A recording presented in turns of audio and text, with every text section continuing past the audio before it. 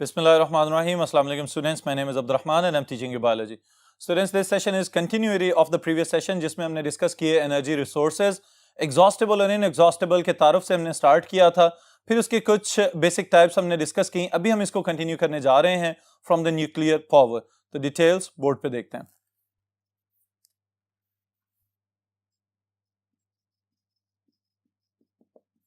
Alright students, इसमें पहले revise कर लीजिए कि आपने सबसे पहली जो चीज स्टडी की थी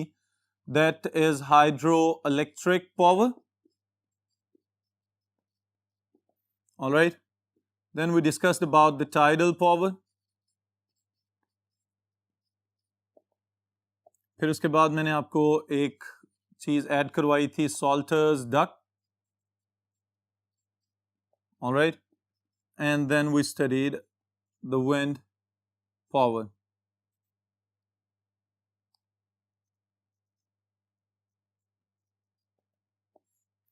ऑलराइट स्टूडेंट्स, अब ये चार टाइप्स तो हम पहले डिस्कस कर चुके हुए हैं। अभी हम इसको स्टार्ट करने जा रहे हैं फ्रॉम द न्यूक्लियर पावर। अब न्यूक्लियर पावर के लिहाज से स्टूडेंट्स आपको फौरी तौर पे समझ आ जाएगी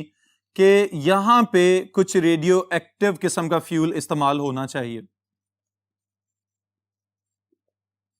ऑलराइट स्टूडेंट्स, अब जो न्यूक्लियर पावर स्टेशंस बनाए जाते हैं इनमें बुनियादी तौर पे काम तो इनका एनर्जी प्रोड्यूस करना है, लेकिन जो हम न्यूक्लियर फ्यूल यूज करते हैं ये पानी को हीट अप करने के लिए इस्तेमाल होता है। और पानी को हीट अप करते साथ ही इसमें से जो स्टीम खारिज होती है उस स्टीम को फिर चैनलाइज किया जाता है टरबाइंस चलाने के लिए, और उन टरबाइंस के साथ वही पुराने वाला मैकेनिज्म जनरेटर्स अटैच्ड होंगे और उन जनरेटर से बिजली बना के फिर आगे डिस्ट्रीब्यूट कर दी जाती है। अब स्टूडेंट्स इस चीज को समझ लें कि न्यूक्लियर पावर प्रोड्यूस करना हमें देखने में तो बड़ा फैसिनेटिंग सा लग रहा होता है, लेकिन इसको संभालना, इसकी मेंटेनेंस, ये बहुत ही ज्यादा जबरदस्त किस्म का सेंसिटिव काम है। अब इसमें अगर एक वाकया मैं आपके लिए कोट कर दूं, 1986 में रशिया के अंदर चेर्नोबिल के मकाम पे, वहां पे इनका एक न्यूक्लियर पावर स्टेशन था जिसका एक ब्लॉक, सिर्फ एक हिस्सा उसका जो है वहां से इरप्शन स्टार्ट हुई और वहां से न्यूक्लियर रेडिएशंस जो हैं वो जाके आपके स्कैंडिनेवियन कंट्री स्वीडन में भी डिटेक्ट होना शुरू हो गई। अब मौजूदा दौर में अगर हम देखें तो उस रशियन एरिया को यूक्रेन के हवाले कर दिया गया है या ये उसका हिस्सा बन चुका हुआ है, लेकिन स्टिल अभी भी जो सयाह वहां पे जाते हैं पहले तो उनकी डॉक्यूमेंटेशन की जाती है प्रॉपरली, फिर भी अगर वो वहां पे एंटर होते हैं तो वहां पे रेडिएशंस की जबरदस्त किस्म की इंटेंसिटी उनको फील करने को मिलती है। इसका मतलब ये हुआ कि न्यूक्लियर पावर स्टेशंस की जो एवरेज लाइफ 30 इयर्स बताई जाती है, उन 30 सालों के अंदर तो वो सेंसिटिव हैं ही हैं, लेकिन उसके बाद भी उसको मेंटेन करना और वहां से रेडियो एक्टिव पोल्यूटेंट्स जो रिलीज हो रहे हैं और उसके साथ ही साथ वो जो खतरनाक गैसेस रिलीज की जाती हैं, इसके लिए भी स्टूडेंट्स ये बात याद रखिएगा कि वो गैसेस जो उस पावर स्टेशन में से प्रोड्यूस होती हैं उन गैसेस का फ्लो बड़े तरीके से मेंटेन किया जाता है। इवन के किसी दिन अगर हवा का फ्लो आबादियों की तरफ हो तो उनको वहां पे उस वक्त रिलीज नहीं किया जाएगा। अगर इस चीज का अंदाजा हो कि उस वक्त हवा का फ्लो किसी दूसरे ऐसे एरिया में है कि जहां पे इंसानी आबादी नहीं है, तो फिर उस दिन उन एक्स्ट्रा गैसेस को या वेस्ट गैसेस को रिलीज कर दिया जाता है इनटू द एनवायरनमेंट। ऑलराइट, लेकिन स्टिल अगर हम देखें तो चूंकि जमीन तो हर वक्त घूम रही है, हवा भी हर वक्त फ्लो में है, तो किसी सूरत भी ये इंसानों के लिए फायदामंद नहीं है। बेशक वो इस चीज के या इन चीजों को रेगुलेट कर भी रहे हैं, तमाम किस्म की एहतियातें भी मद्देनजर रखी जा रही हैं, लेकिन उसके बावजूद अगर खुदा न खास्ता न्यूक्लियर पोल्यूशन फैलती है तो उसकी वजह से इर्द गिर्द के माहौल को बहुत ज्यादा सीवियर नुकसान हो सकते हैं। ऑलराइट स्टूडेंट्स, तो पावर जनरेशन के एतबार से एक तो ये पहले ही महंगा रिसोर्स है, और दूसरे नंबर पे फिर ये कि जो वो नेचुरल ओर्स वगैरह जो हमें मिल रहे थे यूरेनियम वगैरह के, उनको रिफाइन करने में और फिर उनको इस्तेमाल करने में जो एक्सपेंसेस आ रहे हैं उस लिहाज से, और हमारा जो फोकस है मेन कि माहौलियाती एतबार से ये कतन इतना कोई यूजफुल प्रोसेस नहीं है, तो हमें स्टिल इसकी बजाय किसी और अल्टरनेट वे को इख्तियार कर लेना चाहिए। तो उस अल्टरनेट वे के लिए स्टूडेंट्स हमारे पास कुछ ऑप्शंस मौजूद हैं। The first one is known as the geothermal energy.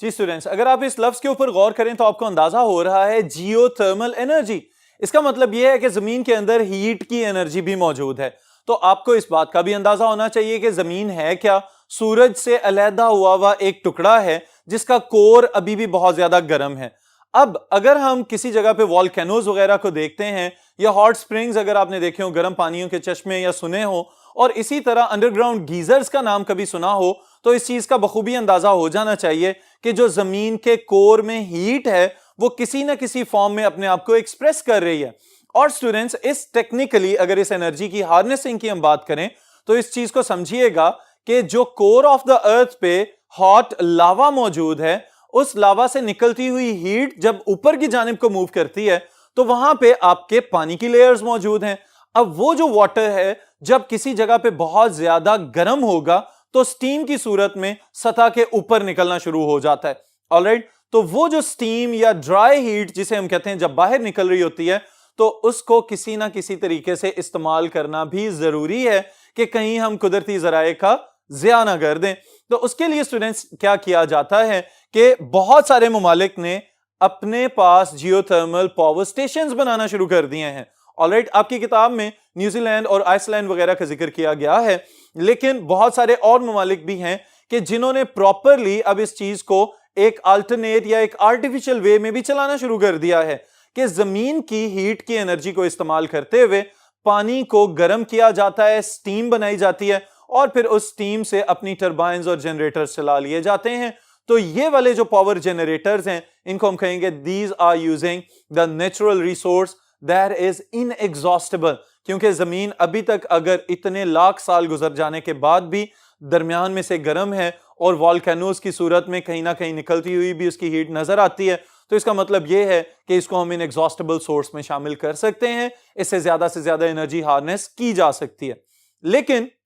जहां पे इसके फवायद हैं वहां पे इसके नुकसानात भी हैं स्टूडेंट्स। एक तो इसमें से निकलती हुई ऑक्साइड्स वगैरह, जो सल्फर ऑक्साइड स्पेशली जिसमें बहुत ज्यादा खतरनाक हैं, और फिर उसके बाद इसकी एप्लीकेशन या इंप्लीमेंटेशन की जब हम बात करते हैं तो हमें पता चलता है चूंकि ये वाले रीजन्स जो हैं ये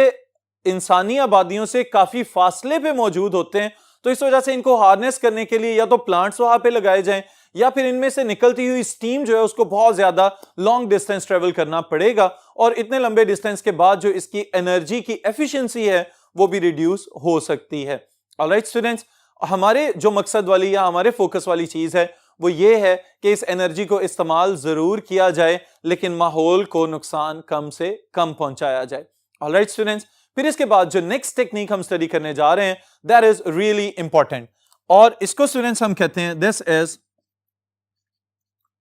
सॉलिड वेस्ट, और मैं इसको कहूंगा सॉलिड वेस्ट पावर। ऑलराइट, अब ये जो सॉलिड वेस्ट पावर की टर्म स्टूडेंट्स यहां पे इस्तेमाल की गई है, ये मैंने जानबूझ के यहां पे लफ्ज लिखा है क्योंकि अगर हम गौर करें तो वो चीजें जिसे हम कूड़ा क्रिकेट समझ के, कचरा समझ के फेंक देते हैं, कुछ सोचने समझने वाले इंसानों ने उससे भी एनर्जी बनाने का तरीका निकाल लिया। अब पहले नंबर पे तो अगर हम एग्रीकल्चरल प्रैक्टिसेस की बात करें स्टूडेंट्स तो इसकी बहुत ज्यादा एफिशिएंसी है। कंपोस्ट वगैरह अगर बना ली जाए या इसमें से जो बाद में स्लरी वगैरह निकलती है उसको हम ऑर्गेनिक मैन्योर के तौर पे इस्तेमाल कर सकते हैं खेतों में, लेकिन इसकी जो अपनी प्रोडक्शन की टेक्निक है उसके लिए आपने एक बात याद रखनी है कि बुनियादी तौर पे है तो ये सारे का सारा वेस्ट, लेकिन या तो इसकी हाइड्रोजनेशन की जाएगी, ऑलराइट, या फिर एक और टर्म यहां पे हम लिख रहे हैं दैट इज pyrolysis, कि इसकी थर्मल ब्रेकडाउन की जाए। अब स्टूडेंट्स, इसका भी सारे का सारा मैकेनिज्म अगर इसका ओवरव्यू हम देखना चाहें तो समझिएगा कि लकड़ियां या घास या पौधे वगैरह भी इस्तेमाल किए जाते हैं। इसी तरह कुछ ऐसा कूड़ा क्रिकेट वगैरह या जो कागजों से बने अखबार या पुरानी किताबें या और शॉपिंग बैग्स वगैरह हैं, इनको भी इस्तेमाल किया जा सकता है। ये सारे के सारे कचरे को उठा के तो बड़े से प्लांट में डाल दिया जाता है। अब वहां पे पहले इसमें से मॉइस्चर रिमूव किया जाता है, फिर इसमें से गैसिफिकेशन का एक अमल किया जाता है, फिर उसके बाद इसको हीट दे के तो हाइड्रोजनेशन और pyrolysis के अमल से गुजारा जाता है। अब स्टूडेंट्स, इस दौरान क्या हो रहा है, वो हीट जो जनरेट हो रही है उस हीट को फिर फर्दर टर्बाइंस और जनरेटर चलाने में इस्तेमाल कर लिया जाएगा। फिर इसी तरह बाज़ औक़ात ये भी देखा गया है कि ये जो वेस्ट है इसको बड़े बड़े टैंकर्स में डाल के कई कई दिन तक रख छोड़ा जाता है ताकि फर्मेंटेशन के प्रोसेस के थ्रू इसमें से मीथेन गैस प्रोड्यूस हो सके और फिर उस गैस को इस्तेमाल किया जाए पानी को गर्म करने के लिए, स्टीम बनाने के लिए, और फिर उस स्टीम से टरबाइन चलाई जाएं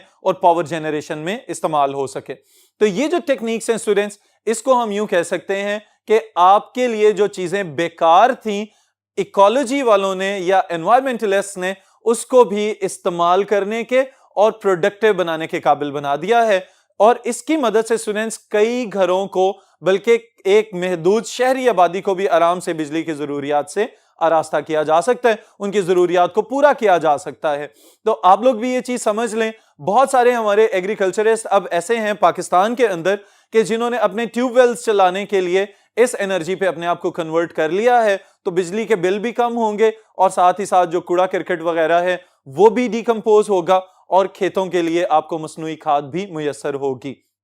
ऑलराइट स्टूडेंट्स, फिर इसी तरह इसमें से चार भी प्रोड्यूस होता है, जिसको बाद में वो चारकोल वगैरह या कोल तार वगैरह के तौर पे सड़कें बनाने में या उनकी बेस बिछाने में भी इस्तेमाल किया जा सकता है। तो फवायद इसके बहुत ज्यादा हैं, नुकसानात इसके ना होने के बराबर हैं। तो इस वजह से अगर हम अपने आप को ग्रीन एनर्जी या ग्रीन फ्यूल्स वगैरह पे कन्वर्ट करेंगे तो यकीनन हम फॉसिल फ्यूल्स को जाया होने से बचा सकते हैं। ऑलराइट स्टूडेंट्स, फिर इसी तरह एक और तरीकाकार जो आपकी किताब में यहां पे डिस्कस किया गया है,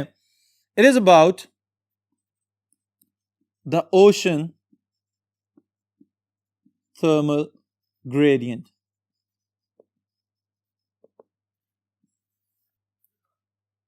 ओशन थर्मल ग्रेडियंट स्टूडेंट्स, अगर इन्हीं अल्फाज के ऊपर आप गौर करें तो हमें अंदाजा हो रहा है समंदर के टेम्परेचर में कहीं ना कहीं फ्लक्चुएशन आने की वजह से एक ग्रेडियंट डेवलप हो गया। ये ग्रेडियंट किस तरह से डेवलप होता है इसको भी देखते हैं।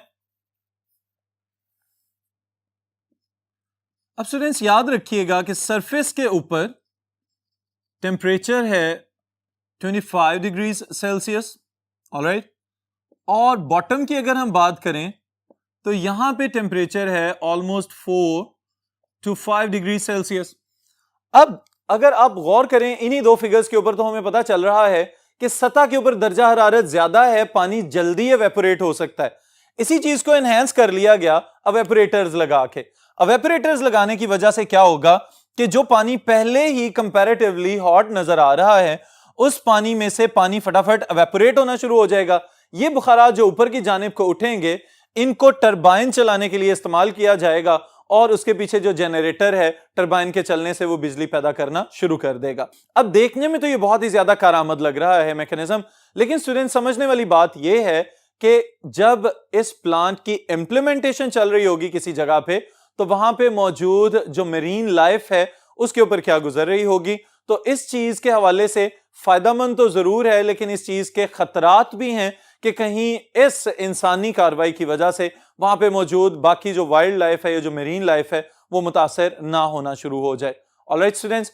तो इस पॉइंट पे भी जरूर गौर कीजिएगा कि हम सिर्फ कहीं अपने फायदे की खातिर बाकी सारे के सारे लाइफ को नुकसान तो नहीं पहुंचा रहे। फिर इसके बाद स्टूडेंट्स आखिरी बात, और वो ये कि इन तमाम चीजों के लिए हम अगर समराइज करना चाहें कुछ पॉइंट्स को तो किस तरह से लिखेंगे। सबसे पहली एक ही बात, and that is conservation of resources. Alright students, यानी इन तमाम वसाइल को जाया होने से बचाया जाए। अब इन सारे वसाइल को अगर हम जाया होने से बचाना चाहते हैं तो सबसे पहली चीज क्या है, we have to change ourselves. हम पानी तो नहीं कहीं जरूरत से ज्यादा जाया कर रहे, हम कहीं अपने घरों में आने वाली गैस को तो जरूरत से ज्यादा जाया नहीं कर रहे, कहीं बिजली तो इस तरह से इस्तेमाल नहीं हो रही कि कहीं पे लाइट्स बहुत ज्यादा लगा दी गई हैं लेकिन वहां पे जरूरत कम है, या किसी घर में अगर अफराद कम है उसके बावजूद वहां पे बहुत ज्यादा लाइटिंग कर दी जाती है। इसी तरह अगर गर्मियों की हम बात करें तो एयर कूलर्स और रेफ्रिजरेटर्स वगैरह हम इस्तेमाल कर रहे होते हैं, और इसी तरह जो एयर कंडीशनर्स इस्तेमाल कर रहे होते हैं, कहीं ऐसा तो नहीं कि वो आपने चलता ही छोड़ दिया है और फिर उसके बाद किसी को उसका ख्याल नहीं रहा। और फॉसिल फ्यूल्स में अगर ऑटोमोबाइल्स वगैरह की हम बात करें तो ट्रांसपोर्टेशन में स्टूडेंट्स अक्सर ये देखने को मिलता है कि बाज़ औक़ात एक ही जगह पे 4-4, 5-5 किस्म की व्हीकल्स इस्तेमाल हो रही होती हैं, एक घर में बहुत ज्यादा गाड़ियां इस्तेमाल हो रही होती हैं। तो उस चीज को उनको रखना it is not a bad thing, लेकिन अगर हमारे पास वसाइल की कमी हो रही है और हमें इस चीज का खुदा न खास्ता खतरा है कि कहीं हमारी आने वाली नस्लें इन आसाइशों को हासिल ना कर सकें तो फिर ज्यादा सोचने वाली चीज है कि इसलिए हम अभी से अगर कुछ अक़दार को अपना लें कि जैसे बहुत सारे मगरबी ममालिक में बहुत ज्यादा सिविलाइज्ड नेशंस ने कुछ चीजें अपना ली हैं कि ऑटोमोबाइल्स वगैरह को इग्नोर करके पब्लिक ट्रांसपोर्ट से इस्तेमाल की जाएं। इसी तरह कोई ना कोई दिन ऐसा रख लिया जाए कि जिस दिन एटलीस्ट हम अपने घरों में मौजूद गाड़ियों को इस्तेमाल ना करें, या कोई दिन ऐसा रख लिया जाए कि जिस दिन हम ये अहद कर लें कि उस दिन हम कम से कम फॉसिल फ्यूल्स वगैरह को जलाएंगे या इनका इस्तेमाल जो है उसका जरूर ख्याल रखेंगे। तो इन सब चीजों पे खुद भी गौर करें, दूसरों में भी ये अवेयरनेस फैलाएं। फिर इंशाअल्लाह ताला नेक्स्ट सेशन में नेक्स्ट टॉपिक के साथ मुलाकात होगी।